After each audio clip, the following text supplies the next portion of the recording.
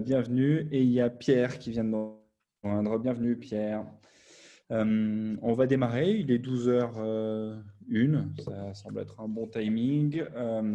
L'idée c'était de vraiment faire un truc en petit comité, du coup avec les quelques personnes plutôt intéressées pour creuser l'un ou l'autre des sujets qu'on avait abordés dans le webinaire précédent. Donc moi je suis Benjamin Dubran, je suis un des deux associés fondateurs de Steam. J'ai passé 6-7 ans dans l'industrie, à la fois dans le dispositif médical et dans l'aéronautique, avant de fonder Steam, toujours sur des fonctions essentiellement autour des questions d'innovation et de transformation des entreprises. Et du coup, on a une petite demi-heure ensemble pour faire le tour de ce que pourrait vouloir dire éviter cette question ce piège numéro 1, là, qui était le dialogue de sourds, en donnant des billes, des façons de mieux gérer l'alignement stratégique entre les gens qui font de l'innovation et puis la direction générale. Donc, du coup, ça se veut relativement interactif. Là, de base, quand je vais parler et vous raconter les histoires sur comment on fonctionne, qu'est-ce qu'on fait sur ces questions-là. Par défaut, si vous pouvez garder les micros coupés, c'est top. Si vous avez des remarques, des questions, n'hésitez pas soit à lever la main. Dans Zoom, il y a une fonction pour faire ça, soit à mettre un petit mot dans le chat, histoire que je vois passer les messages, soit directement à reprendre la parole et à vous démuter pour intervenir à un moment. On aura 2 phases vraiment dédiées questions-réponses en milieu de présentation et en fin de présentation. Mais s'il y a des choses qui ne sont pas claires à un moment ou à un autre, n'hésitez pas à me le dire sur le chemin. Voilà, on n'est pas beaucoup, le but c'est que ça soit relativement interactif. Donc allez-y, sentez-vous libre. Si ce n'est pas clair à un moment de la présentation. Du coup, pour rentrer dans le vif du sujet, on s'était dit qu'un des pièges les plus fréquemment rencontrés là, sur l'innovation, c'est cette question du désalignement stratégique, en tout cas de cette impression de ne pas être tous alignés sur qu'est-ce qu'on cherche à faire et qu'est-ce qu'on veut faire dans nos questions d'innovation. Vous vous souvenez, Colette, elle disait la dernière fois, on est un petit peu perdu entre l'idée de se dire « Ah oui, non, mais l'innovation, c'est quelque chose qui n'a pas besoin d'être cadré, il faut que ce soit relativement libre. » Et donc, ça peut mener à un désalignement entre les attentes et le résultat, ou à l'opposé, se dire « Bon, non, on a marre que ce soit le bordel, ça ne sort jamais ce qu'on veut, donc on va beaucoup le cadrer. » Et du coup, on le cadre tellement que finalement, on a l'impression qu'il n'y a plus d'innovation. Donc, c'était juste pour reprendre les constats de la dernière fois, en disant effectivement, c'est 2 mondes qui tendent à s'affronter, le monde du management traditionnel sous une perspective de maîtrise des risques, avec le monde plutôt du pilotage dans l'inconnu et de l'innovation. Et nous, on aime bien souvent faire le parallèle en disant ce dialogue de sourds, c'est un peu la même chose qu'on retrouve dans ce que nous, on appelle le dilemme de l'architecte, en disant on a une injonction d'innover, on a une direction qui dit il faudrait innover plus. C'est à peu près aussi clair que quand on a un client qui va voir un architecte pour lui dire je voudrais une belle maison.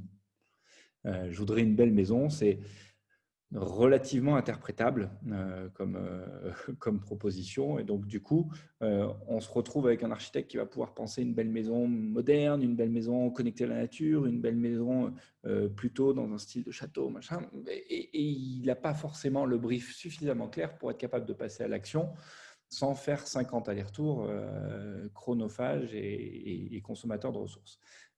L'injonction d'innover qu'on retrouve dans beaucoup d'entreprises, une direction générale qui dit il faudrait innover plus, on voudrait de l'innovation, c'est à peu près aussi clair que ça. Donc, qu'est-ce qu'on voit, nous, avec les gens avec qui on bosse et comment ça se matérialise concrètement dans l'entreprise ? On va faire le tour des 2 côtés de la pièce, quelque part, avec le côté DI qu'on appelle DI, nous, qui est directeur innovation, côté plutôt des opérationnels de l'innovation, des gens qui portent les projets d'innovation, qui sont responsables de faire avancer l'innovation, et puis de l'autre côté, point de vue de la direction générale. Côté direction innovation, qu'est-ce qu'ils nous disent pour voir si on parle bien de la même chose? En général, ils nous disent on se sent frustré et découragé parce qu'on a plein de projets qui n'ont peut-être pas le soutien ou pas le succès attendu en interne. On lance des trucs et puis ça meurt. Souvent, on se rend compte que les projets qu'on porte et les projets qu'on fait avancer côté innovation, ils ne sont pas vraiment au bon niveau, pas vraiment connectés aux enjeux qui sont perçus comme les enjeux stratégiques par nos dirigeants. Ou en tout cas, ils n'ont pas le niveau d'attention qui irait avec un enjeu stratégique. parfois assez dépassé aussi par le nombre de sollicitations dans tous les sens. Il y a 50 initiatives qui sont lancées, notamment une qui a été lancée par le DG en direct, qui a eu une idée qui venait du petit cousin qui lui avait dit un dimanche que faire de la blockchain, c'était intéressant. Et du coup, tous ces trucs-là, ça ne facilite pas la tâche des équipes innovation. Souvent en tension, parce que difficile de trier, de prioriser les projets dans un contexte où à la fois les moyens sont limités, et puis on a peur de rater les bons sujets, et puis on nous en fait rentrer au forceps dans le portefeuille alors qu'on n'est pas forcément persuadé que c'est les bons. Et sous pression, parce que tout le monde attend des résultats, on voit bien la frustration des équipes dirigeantes qui disent que ça ne sort pas assez de résultats concrets, et pour autant, on a quand même la sensation de s'éparpiller, de trop diluer les efforts, etc. Et donc, au final, souvent une fatigue qui ressort de ce truc-là avec une grosse difficulté à légitimer l'innovation à l'interne et à légitimer le boulot qui est fait, l'énergie qu'on y met. Si on fait le pendant en besoin, on se dirait finalement, ce qui nous disent régulièrement nos interlocuteurs innovation, ce serait bien d'arriver à construire une vision et des attentes communes en matière d'innovation, identifier les grands thèmes ou les grands axes stratégiques sur lesquels on va concentrer les efforts et mieux filtrer les projets pour derrière avoir une roadmap, une feuille de route opérationnelle qui soit assez claire et partagée. Si on fait le pendant côté direction générale, qu'est-ce qu'ils nous disent? Les directions générales, elles sont souvent frustrées de voir plein de projets d'innovation perçus comme donnant peu de résultats concrets au sens business, ça débouche, ça aboutit, et avec une impression de gaspillage de ressources. On n'a pas beaucoup de moyens, on en met déjà pas mal dans ce truc-là et on ne voit pas ce qui sort. Ils se sentent aussi assez seuls et impuissants avec des initiatives qui sont lancées de manière relativement opportuniste, sans perception d'une stratégie ou d'une vision globale. Et donc, du coup, on leur en propose une nouvelle tous les 3 mois en disant « Tiens, on pourrait lancer ça, qu'est-ce que tu en penses ?» Et certains disent non à tout, certains disent oui à tout, mais ni d'un côté ni de l'autre. On a des dirigeants qui sont particulièrement sereins et assez anxieux parce que pas d'assurance que les vrais enjeux d'innovation sont adressés avec le bon niveau d'effort. Et donc, ils ont une espèce de sentiment de dépassement un peu confus entre toutes les tendances qui se pointent, les transformations, et puis l'impression que ce n'est pas vraiment sous contrôle. Donc, eux, ce qu'ils aimeraient bien, la plupart du temps, c'est s'assurer que les efforts d'innovation sont cohérents avec les enjeux de la boîte, s'aligner ensemble sur une vision et des objectifs d'innovation, et puis du coup, identifier les quelques sujets sur lesquels on sous-investit, sur lesquels il faudrait surinvestir. Il faudra investir plus que ce qu'on fait aujourd'hui. Donc, du coup, le problème, si on représente les grands principes d'une fonction innovation, il ne se situe pas dans les activités qui visent à générer des idées, ni à les faire avancer, ni à les faire atterrir, mais il se situe plutôt sur la bulle du haut, qui est la bulle de la stratégie, à quoi c'est censé servir, qu'est-ce qu'on fait, quels sont les projets, quelles sont les thématiques sur lesquelles on avance. Donc, nous, on vous avait dit la dernière fois que là-dessus, nous, on a 2 approches. Une approche qu'on appelle Innovation Starter, qui vise à s'aligner sur les objectifs et les attentes d'une démarche d'innovation. Et la deuxième qu'on appelle Innovation Strategy Sprint, qui vise à construire de A à Z la stratégie d'innovation de l'entreprise une fois qu'on s'est aligné sur les grands objectifs. Donc, je vais vous présenter les 2, en commençant par la première, parce que c'est de toute façon le préalable, et puis en rentrant un petit peu plus dans la soupe. Donc, la première, Innovation Starter.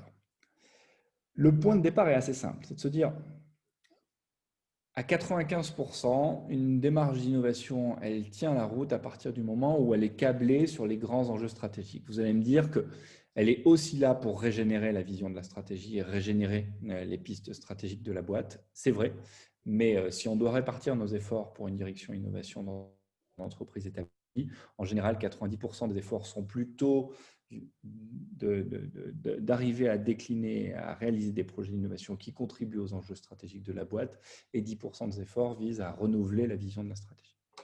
Donc, si on prend bien cette approche descendante, le point de départ, c'est souvent de remonter aux grands enjeux stratégiques de la boîte. Une fois qu'on a trié ces grands enjeux stratégiques, on a un travail de filtre à faire, et probablement pas à faire dans un coin direction innovation isolé, mais probablement à faire avec les équipes d'innovation, mais aussi toutes les autres composantes de l'entreprise, pour se dire parmi ces enjeux stratégiques, lesquels sont des enjeux sur lesquels l'innovation est un des leviers clés pour arriver à craquer ou à atteindre les résultats qu'on veut. Et bien souvent, on se rend compte qu'il y a beaucoup d'enjeux stratégiques dans une entreprise qui sont des enjeux de commerce, de bizdev, de développement, de RH, machin, et certains d'entre eux sont des enjeux sur lesquels l'innovation va être un levier clé. Donc, on fait ce premier filtre-là et on extrait les 2, 3, 4 grands enjeux de la boîte sur lesquels l'innovation est un levier clé d'atteinte de la performance qu'on vise. Une fois qu'on a ça, on pourrait se dire, bon, mais très bien, on va lancer des innovations, mais lancer des innovations pour répondre à un enjeu, que ce soit l'enjeu de résister à la pression du low cost sur un marché ou de conquérir un nouveau segment avec des offres différenciantes. Une fois qu'on est sur cet enjeu, se dire on va faire de l'innovation, ça ne suffit pas. C'est un petit peu ce qu'on disait tout à l'heure. On est encore dans le dilemme de l'architecte. C'est quoi le type d'innovation qu'on veut? Et donc pour ça, nous, on propose un cadre de pensée qui est la matrice que je vous présente là, qui vise à dire en fait, il y a vraiment différents types d'innovation et leur donner des noms, des mots, les concrétiser un petit peu pour les séparer. C'est assez important dans une entreprise pour arriver à avoir un vocabulaire commun sur nos attentes. La matrice que je vous présente, elle se divise sur 2 axes. Un axe horizontal qui est à quel point, sur une innovation donnée, cette innovation va renouveler notre cœur d'expertise. Est-ce que, colonne de gauche, on est plutôt dans l'expertise traditionnelle? Est-ce que c'est une nouvelle expertise proche de nos expertises actuelles? Ou est-ce que c'est quelque chose qui est très éloigné, qu'on va devoir aller chercher très loin? Et on met expertise/technologie parce que souvent, les travaux de R&D sont des travaux qui vont tirer cet axe vers la droite avec une composante techno, mais ce n'est pas les seuls axes d'expertise qu'on peut trouver. Et puis l'axe vertical, c'est plutôt la question de la proposition de valeur, la perception de la nouveauté de ce qu'on apporte sur le marché. Est-ce que c'est une proposition de valeur actuelle? Est-ce que c'est une proposition de valeur un petit peu différente pour des marchés actuels ou est-ce que c'est une proposition de valeur pour adresser des marchés et des besoins, des usages complètement nouveaux? Du coup, on voit qu'en fonction des zones dans lesquelles on va aller, le type d'innovation ne va pas être le même. Si on se met dans la peau de Renault, quand on met des Clio d'une génération d'après et qu'on fait les jantes un petit peu plus belles et les phares un petit peu plus lumineux, on est plutôt dans la case en bas à gauche. Quand on les met en location dans une ville pour faire du car sharing, on n'est probablement technologiquement pas en train de déstabiliser l'essentiel de nos expertises, en tout cas pour construire la voiture. Par contre, le business model, la proposition de valeur, les flux financiers, les équilibres, etc. sont complètement transformés. Et quand on va tout à droite, en bas à droite, on voit que quand on fait une voiture à hydrogène, même si technologiquement on a changé toutes les technos de moteur, de stockage d'énergie, si on a dû repenser une partie de l'écosystème, ce qu'on vend, on peut quand même se retrouver à le vendre sous la forme d'une proposition de valeur assez traditionnelle, une voiture qui va passer dans une pompe à essence qu'on va acheter en tant que possesseur principal, etc. Et donc, du coup, la typologie des innovations qu'on va avoir dans les différentes cases est radicalement différente. Et quand on dit « je veux plus d'innovation », on a un petit peu intérêt à cadrer un petit peu mieux et se dire mais, quel type d'innovation, pourquoi?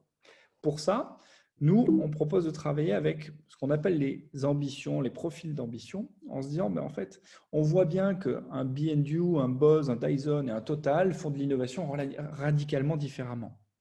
Et savoir quel type d'ambition et quel type d'approche on veut avoir sur l'innovation avec ces 4 archétypes qui ne sont pas parfaits, mais qui donnent une première intention, c'est vachement utile pour savoir sur quelle zone de la matrice on va vouloir se concentrer et avec quel type d'effort. Alors, si on y va un petit peu bourrin, si on prend un profil type différenciateur B&U, quand on est Bouygues Télécom et qu'on crée B&U, on est en train de faire quelque chose où la proposition de valeur est radicalement nouvelle. On va diviser par 2 ou par 3 les prix, on va changer le business model, mais techniquement, technologiquement, on a toutes les expertises in-house pour faire ça. Et donc, du coup, on va plutôt aller jouer dans les zones foncées de la matrice. On va plutôt aller jouer sur des choses plutôt à gauche que des trucs plutôt sur la droite. Ça veut dire quoi? Est-ce que ça veut dire qu'on ne regarde pas du tout les zones de droite? Ça ne veut pas forcément dire ça. Ça veut dire qu'on ne va pas forcément mettre le même type d'effort dans toutes les zones. Il y a des zones dans lesquelles on va simplement aller regarder ce qui se passe techniquement, regarder ce qui se passe sur les marchés. Il y a des zones dans lesquelles on va aller mettre un effort supplémentaire où, au-delà de regarder ce qui se passe, on va probablement commencer à explorer des solutions techniques, faire maturer nos équipes, acquérir les capacités pour être capable d'y aller un jour. Mais sans forcément lancer, réaliser le produit. Et puis, il y a des zones dans lesquelles on va faire tout un cycle de développement et d'innovation complet, où en plus de penser le produit nouveau, etc., on va aller travailler à l'évangélisation du marché, à la diffusion dans le marché de tout ce qu'on est en train de faire. Voilà. Donc, du coup, qu'est-ce que ça veut dire? Si on revient à nos matrices, ça veut dire que quand on est différenciateur, il y a des endroits dans lesquels on va probablement prendre le lead et du coup, essayer de porter des innovations jusqu'au bout, des endroits dans lesquels on va probablement être un cran plus en retrait, éventuellement regarder et s'autoriser le développement de capacités, mais pas le développement des produits. Et puis, des zones qui sont tellement loin pour nous que tant que ça n'a pas bougé et tant qu'il ne s'est rien passé, on va rester dans une position de veille active, mais de veille pure et dure. Et donc, du coup, si on revient à ce qu'on disait tout à l'heure, en fonction du profil d'ambition qu'on se donne, les zones de la matrice qu'on va aller énergiser ne sont pas les mêmes. Le performer va plutôt aller jouer le bas à droite, le game changer va plutôt jouer en haut à droite, et le dérisqueur va plutôt être dans une attitude où il regarde partout, mais il n'est pas massivement actif sur ces sujets-là. Qu'est-ce que ça nous donne, ça? Ça nous donne que si on reprend notre point de départ, on est parti de nos enjeux stratégiques de l'entreprise. On a trié sur les enjeux stratégiques lesquels sont des enjeux sur lesquels l'innovation a un rôle à jouer. On a élaboré ensemble une vision, souvent business line par business line, ou lignée de produits, ou marché par marché, de l'ambition d'innovation qu'on se donne, parce qu'on n'est pas toujours performeur sur tous ces marchés, on n'est pas toujours game changer sur tous ces marchés. Mais on a mis autour de la table les équipes innovation, les équipes de direction pour se mettre d'accord sur quelle était l'ambition qu'on se donne sur nos marchés clés pour répondre à nos enjeux stratégiques sur lesquels l'innovation est importante. Et du coup, ça nous donne une ambition sur qu'est-ce qu'on devrait trouver comme type de projet dans notre portefeuille de projet. Voilà, en gros, ce qu'on cherche à faire quand on fait cette première étape de clarification. Et comment ça marche en pratique? Souvent, on a une première phase de cadrage et d'état des lieux. On collecte de la matière sur vos enjeux stratégiques avec des questionnaires qu'on fait passer aux équipes de direction et aux équipes opérationnelles, et puis des interviews. Une fois qu'on a ça, on analyse tout ça et on se retrouve dans un premier workshop où on essaie d'extraire ensemble les enjeux stratégiques clés sur lesquels l'innovation est un levier important. Une fois qu'on a ça, on rebosse avec l'équipe projet chez nous et chez vous pour arriver à revenir avec une matière qui va permettre de mieux s'aligner sur les ambitions, ce qui donne lieu à un deuxième workshop qui nous permet de dire, OK, bon, du coup, d'un commun accord, les équipes de direction et d'innovation pensent que sur cet enjeu-là, l'innovation est clé, et sur cet enjeu-là, le type d'ambition qu'on se donne, c'est plutôt une ambition de type game changer ou de type performer, et souvent, ce n'est jamais exactement les archétypes qu'on vous décrit là, mais ça nous donne déjà un cadre de départ pour cadrer tout ça. Et concrètement, combien de temps ça prend? Ça, c'est des choses qu'on est capable de faire en fonction de la disponibilité dans les entreprises avec qui on travaille en 2, parfois 3 semaines pour arriver à faire le tour des popotes, récupérer une première matière, bosser, préparer un premier workshop et faire le deuxième pour sortir avec un alignement sur les ambitions d'innovation. Voilà, première partie que je voulais vous présenter. Ça fait 19 minutes qu'on est parti. Est-ce que ça va pour tout le monde? Est-ce que je vous ai encore avec moi? Est-ce que c'était clair jusqu'à maintenant? Vous pouvez répondre soit en commentaire, soit de vive voix. Hyper clair, merci. Super. Ok, du coup, moi j'avais 2-3 questions très, très, très simples. À votre avis, quels sont les bénéfices d'une démarche comme celle-là? Et puis, est-ce qu'il y a des sujets chez vous sur lesquels vous pensez que ça pourra avoir du sens de lancer des choses comme ça? Ou est-ce que ça résonne avec certains sujets chez vous ou certains vécus?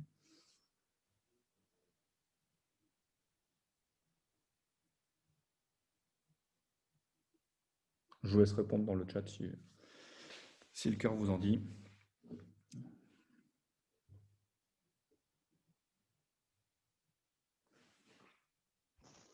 Oh, Susu, il y en a un petit peu plus.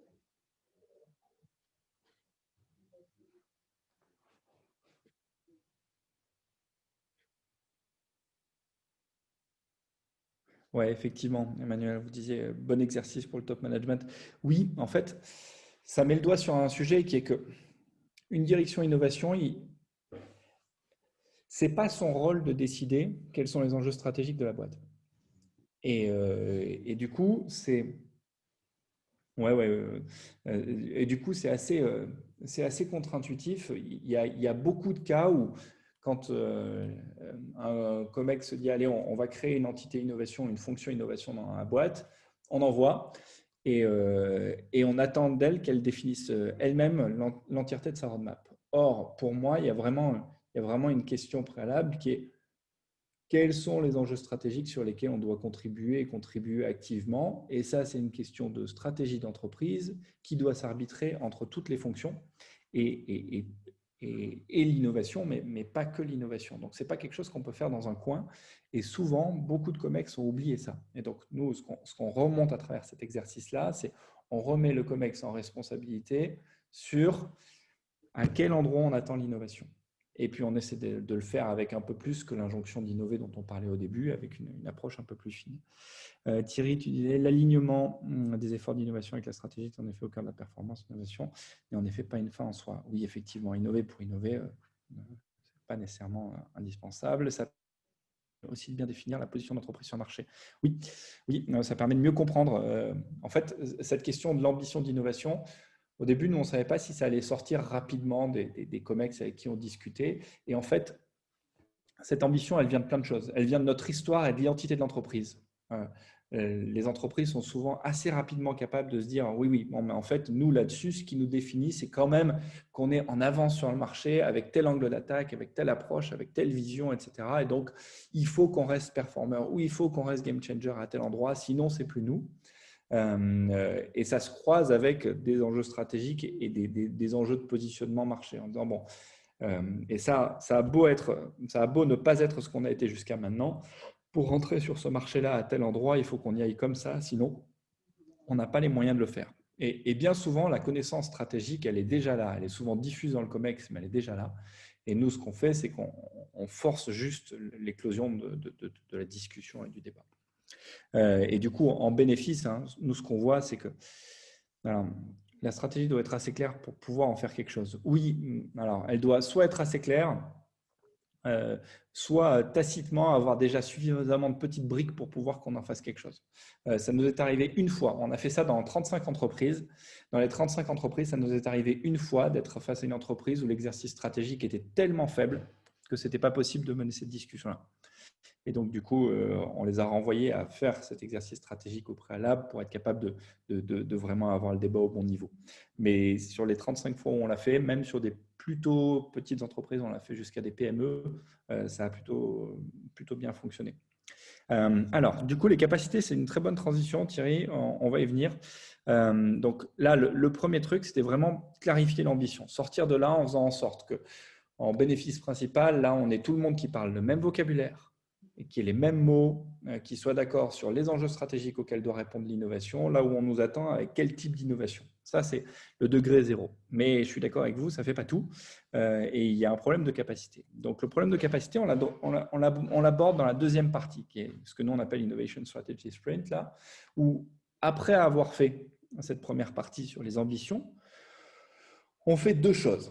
La première chose, c'est on crée un espèce de portefeuille des projets d'innovation. On va regarder tous les projets d'innovation qui sont en cours, qui sont prévus ou qui ont été menés dans les années précédentes, où ils sont et comment ils se situent par rapport à ces enjeux stratégiques, de manière à être capable de mesurer l'écart entre le portefeuille cible et le portefeuille actuel. Les matrices nous donnent une tendance en disant, bah, tiens, c'est là qu'on devrait aller, c'est ça qu'on devrait faire, on devrait avoir des projets dans cette zone-là si on a telle ambition. Mais où on en est exactement. Et donc ça, c'est ce que nous, on appelle l'innovation gap, qui est l'écart entre notre portefeuille idéal et le portefeuille actuel, et qui nous donne, par opposition, hein, naturellement, des chantiers potentiels à lancer. Donc, qu'est-ce qu'on fait? Très concrètement, on prend la liste des projets. Ça, c'est un cas client que j'ai anonymisé, donc vous n'avez plus que les numéros de projet, ça ne veut pas dire grand-chose.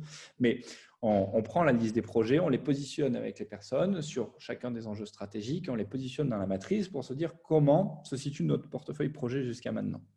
Une fois qu'on a ça, on remet nos calques de tout à l'heure pour dire, bon, quel devrait être a priori, et évidemment, c'est c'est qu'un outil d'aide à la décision, donc ce n'est pas une vérité absolue, mais ça nous permet de réfléchir. Quelles devraient être a priori les attitudes qu'on devrait avoir sur chacun de ces projets? On voit que ça devrait être des projets où on est très actif. On voit que là, paradoxalement, on a assez peu de projets. Et là, ici, dans telle zone, on a des projets qui sont actifs et on en a pas mal, alors que peut-être qu'on devrait juste en quick follow. Et le 38, là, peut-être même qu'on devrait juste être en train de regarder ce qui se passe, on ne devrait peut-être pas le lancer. Donc, ça nous donne une aide à la décision sur l'équilibre de notre portefeuille projet. Et donc ça, on regarde le portefeuille et on se dit, OK, est-ce qu'on est satisfait des sujets qu'on a là? Si oui, très bien, on continue. Sinon, il faudrait probablement lancer des explorations pour proposer des nouvelles idées d'innovation. Si les projets qu'on a là, on les regarde, est-ce qu'on est un à un prêt à investir sereinement sur chacune de ces innovations? Si oui, c'est qu'ils sont suffisamment matures et qu'ils ont été suffisamment réduits en termes d'incertitude pour qu'on puisse bosser. Sinon, c'est probablement qu'on a encore un effort à faire sur la réduction d'incertitude. Et pour finir, est-ce qu'on est prêt à les lancer à grande échelle, oui ou non? Et sinon, c'est qu'on a probablement un enjeu sur la manière dont on s'organise, la manière dont on le porte et la manière dont on va faire passer le projet à l'échelle pour qu'il arrive à croître.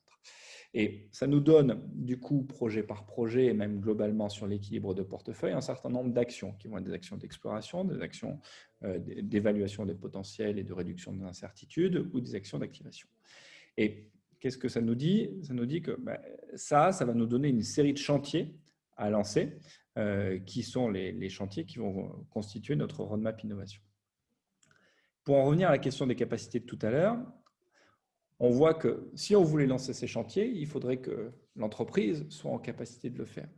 Et donc, du coup, on vient confronter cette liste de chantiers aux capacités actuelles de l'entreprise, aux capacités sur les différents types de projets qu'on pourrait avoir, les capacités d'exploration, les capacités de montée en maturité, les capacités d'atterrissage et de croissance sur le marché de l'innovation. Et on va regarder les endroits où, en termes de capacité, on est limité, soit par nos savoir-faire, soit par nos processus, soit par notre organisation. Et ça va nous donner un certain nombre de transformations qu'il faudrait arriver à mettre en œuvre pour être capable de porter ces chantiers. Et donc, du coup, notre roadmap innovation, elle va contenir des chantiers d'innovation prioritaires à lancer et puis des capacités à développer, qu'on a appelé les transformations, qui sont des freins à lever pour que ces chantiers d'innovation puissent arriver. Et donc, on fait ça en collectif, en évaluant avec des grilles de référence, avec des exemples de do's and don'ts dans chacune des phases et de façons de travailler. On évalue collectivement la perception du bon fonctionnement de l'entreprise sur les différentes parties. Et on regarde quels sont les chantiers qu'on pourrait lancer pour arriver à mieux mettre en capacité l'entreprise de travailler, de porter tout ça. Et donc, du coup, si on reprend de la hauteur par rapport à ce qu'on a fait tout à l'heure, une fois qu'on est sorti avec notre workshop 2 de l'ambition et la priorisation des grands chantiers d'innovation, on va bosser sur l'analyse du portefeuille et sur l'analyse des capacités pour être capable de construire une forme de roadmap d'innovation qui va être validée en COMEX avec à la fois les équipes d'innovation et les équipes de direction pour se dire quels sont les chantiers qu'on prend et quels sont les chantiers qu'on lance là à court terme pour arriver à avancer. Voilà, donc dans l'idée, l'écart entre les deux approches, c'est que l'approche numéro 1, on s'arrête à l'ambition. L'approche numéro 2, on va travailler le portefeuille et l'équilibre du portefeuille et travailler les capacités pour voir si on a en l'état les moyens et tout ce qui va bien dans le pipe pour arriver à faire avancer l'innovation à hauteur de nos ambitions. Voilà. Bon, et du coup, on a fait ça avec pas mal d'entreprises, un peu plus de 30 entreprises maintenant. Et je vais vous donner quelques retours de ce qu'ils disent là, où en gros, ce qui marche très bien dans ces approches-là, c'est le réalignement et l'interaction avec le CODIR pour faire en sorte que la fonction innovation ne soit pas isolée et qu'on ait bien un dialogue entre les équipes de direction et les équipes d'innovation avec un vocabulaire commun, une roadmap commune, co-construite, co-validée pour qu'on soit au clair sur à quoi on va répondre, à quoi on ne va pas répondre et comment on a prévu de le faire. Et parfois, ça permet de mettre à plat des trucs qui étaient déjà dans les tiroirs. Parfois, ça permet aussi de comprendre pourquoi il y a certaines choses qui n'avancent pas aussi vite qu'on le voudrait. Ça permet de rediscuter des ressources qu'on a, ça permet de rediscuter des capacités qu'on a en place dans la maison pour avancer efficacement. Voilà, du coup, on arrive à la fin de notre demi-heure. Moi, j'ai encore un peu de temps devant moi, donc s'il y en a certains qui veulent creuser, poser des questions et zoomer sur certains points, n'hésitez pas à le faire, soit directement à l'oral en démutant votre micro et en partageant un petit retour, soit dans le chat. J'ai vu la question d'Emmanuel sur le ROI. Ouais, merci Benjamin. Je vais juste exprimer, en fait, il y a deux questions. Au-delà de te remercier pour le topo qui est très clair, très structuré, on voit la maîtrise du sujet. C'est quand tu évoques l'effort d'un point de vue technologique, ça n'intègre pas la notion soit de rachat dans d'autres entreprises, soit de stratégie de JV, soit d'open innovation et de partenariat qui permettrait justement d'intégrer le bloc sans faire l'effort pour l'entreprise de le faire en interne. C'était ma première remarque / question. Et la deuxième, c'est, je m'arrête là après, c'était la notion du ROI en se disant dans l'échelle que tu proposes, il y a, sur les deux axes, à aucun moment il y a la notion de profitabilité ou de marge ou de ROI qui pourrait aussi discuter le fait de se dire où est-ce qu'on veut se positionner dans l'échelle que tu proposes.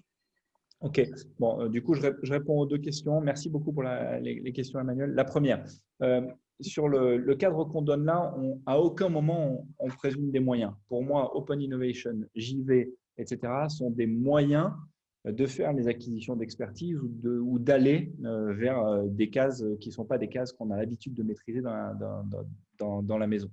Et c'est des questions d'activation pour moi. Ça, ce n'est pas des questions d'exploration au sens où, en général, c'est des questions qu'on se pose pas au moment où on réfléchit à l'idée, c'est des questions qu'on se pose au moment où on a validé que l'idée avait du sens et où on va chercher à trouver la meilleure manière de la mettre en musique et de la passer à l'échelle, de l'activer réellement dans l'entreprise. Et du coup, moi, dans les phases d'activation, on a, dans notre façon de penser l'innovation chez Steam, on est complètement agnostique sur est-ce qu'on va viser de l'open inno, est-ce qu'on va viser du partenariat, est-ce qu'on va viser de la JV, est-ce que c'est une start-up externe, est-ce que c'est une BU interne, est-ce que c'est de l'acquisition de compétences. Tout ça ne sont que des moyens pour arriver à nos fins et donc sujet par sujet, on prendra le meilleur. Il n'y a pas de question de mode opératoire privilégié. Quand on dit c'est une expertise lointaine, c'est une expertise lointaine qu'on peut acquérir et internaliser ou c'est une expertise lointaine qu'on peut aller chercher en rachetant une start-up ou en faisant une JV. Pour moi, ça, c'est neutre. La question du ROI et de la profitabilité, c'est une question qui rentre forcément à un moment de pilotage de portefeuille innovation. Dans ce qu'on donne là, c'est un premier cadre d'analyse du portefeuille qui te permet d'avoir une vue sur quelles sont les zones dans lesquelles on veut jouer, quelles sont les zones dans lesquelles on ne veut pas jouer.